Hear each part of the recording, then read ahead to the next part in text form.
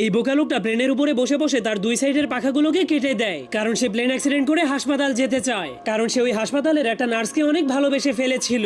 এরপর প্লেনটা ক্রাশ হলেই জলদি করে সেখানে একটা অ্যাম্বুলেন্স চলে আসে, কিন্তু একই অ্যাম্বুলেন্সের লোকেরা তো তাকে সেখানে ফেলে রেখে প্লেনটাকে নিয়ে হাসপাতালে চলে গেল। আর এই মোটা লোকটাও হাসপাতালের সেই নার্সটাকে অনেক ভালোবেসে ফেলেছিল, এই জন্য সেও অ্যাক্সিডেন্ট করে হাসপাতালে ভর্তি হওয়ার জন্য একটা ষাঁড়গরুকে লাল কাপড় দেখিয়ে রাগাতে শুরু করে দেয়। তখন ষাঁড়গরুটা তাকে বলে, মরতে চাইলে ট্রেনের সামনে গিয়ে শুয়ে পড়, 1 সেকেন্ডের মধ্যেই মরে ভূত হয়ে যাবি। কিন্তু মোটা লোকটা তার কোনো কথাই শুনছিল না, কারণ সে শুধুমাত্র অ্যাক্সিডেন্ট হয়ে হাসপাতালে যেতে চাইছিল। তখন ষাঁড়গরুটা তাকে মারার জন্য ফুল স্পিডের সামনে আগাচ্ছিল, আর সেই লোকটা কোনো ভয় না পেয়ে গোতা খাওয়ার জন্য সোজা হয়ে দাঁড়িয়েছিল। কিন্তু তখনই হঠাৎ করে ষাঁড়গরুটা কিছু দেখতে পেয়ে অনেক কষ্ট করে ব্রেক মেরে দেয়, যার ফলে সে ধীরে ধীরে মোটা লোকটার কাছে পৌঁছে যায়, কারণ সে পোস্টারের মধ্যে অনেক সুন্দরী একটা মেয়ে গরুর ছবি দেখেছিল, যার কারণে সে ওই মেয়ে গরুটার প্রেমে পড়ে যাওয়ার কারণে মোটা লোকটাকে গোতা না মেরেই ছেড়ে দেয়। তবুও মোটা লোকটা হার না মেনে নিজেকে অ্যাক্সিডেন্ট করার জন্য ট্রেনের রাস্তার উপরে গিয়ে পাছা উঁচু করে শুয়ে পড়ে। কিন্তু তখনই চিকন